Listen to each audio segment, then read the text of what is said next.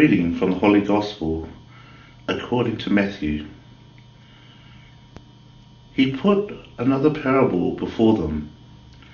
The kingdom of heaven may be compared to a person who sowed good seed in his field. While everybody was asleep, his enemy came, sowed darnel among the wheat, and made off. When the new wheat sprouted and ripened, the darnel appeared as well. The owner's servants went to him and said, "Sir, was it not good seed that you sowed in your field? If so, where does the darnel come from?" "Some enemy has done this," he answered. And the servant said, "Do you want us to go and weed it out?" But he said, "No, because when you weed out the darnel, you might pull up the wheat with it. Let them both grow till the harvest, and at harvest time I shall say to the reapers, first collect the darnel and tie it in bundles to be burnt, then gather the wheat into my barn."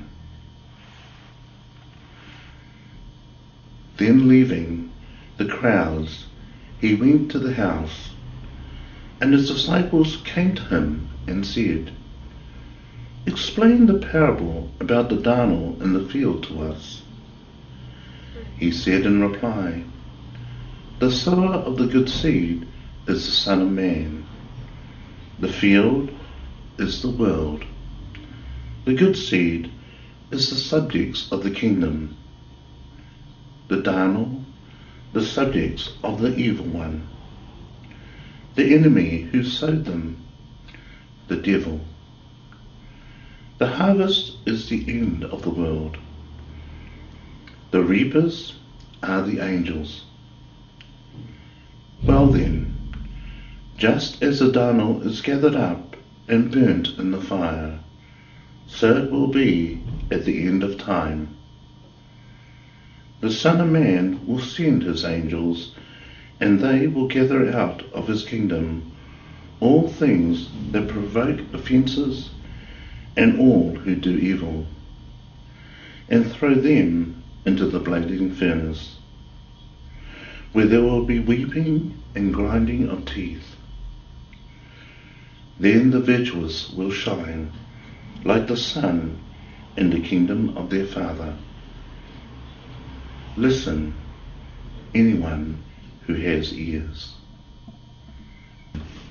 The way the Lord described today's gospel, and especially to the disciples, he helped us to understand how our faith and the word that lives within us can be easily distracted in ways of 1 minute it's there, and next minute it could be lost. And I thought, gosh, how can I overcome that? Just being able to 1 minute just walking with the Lord, and then the next minute feeling myself isolated. And that does happen to us, doesn't it? Yeah. So what do you do when you realise that's happening? Yeah, I noticed that in myself there's something wrong. And usually when that happens, it's for me to either speak to someone or else to sit down and pray and ask the Lord for help. Yeah.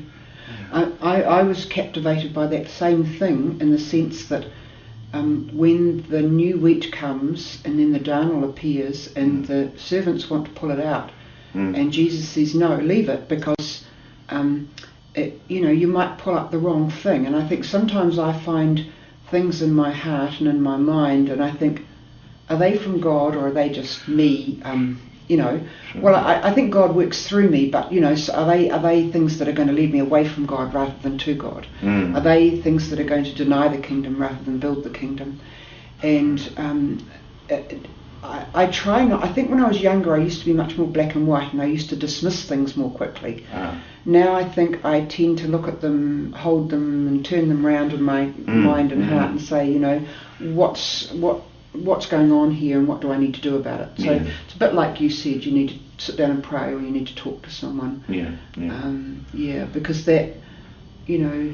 Well, you know what it's like when you're gardening. When the first things come up, you're not sure if they're weeds or real plants, you know. And if you pull them out too quickly, you can pull out all the plants. I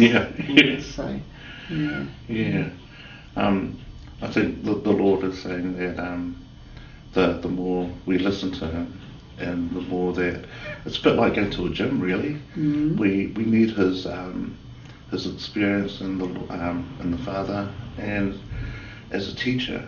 To help us, guide us along.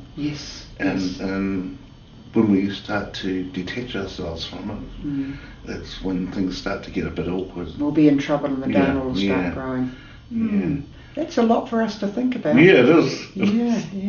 But I guess we're conscious too that it just as in this parable, the Lord of the harvest, or the Master of the harvest, was there all the time, that God is with us all the time too, and we only have to turn and look in God's direction, don't we? Well, thanks, John. That's just a nice sharing, something for us to take away for this week. Good.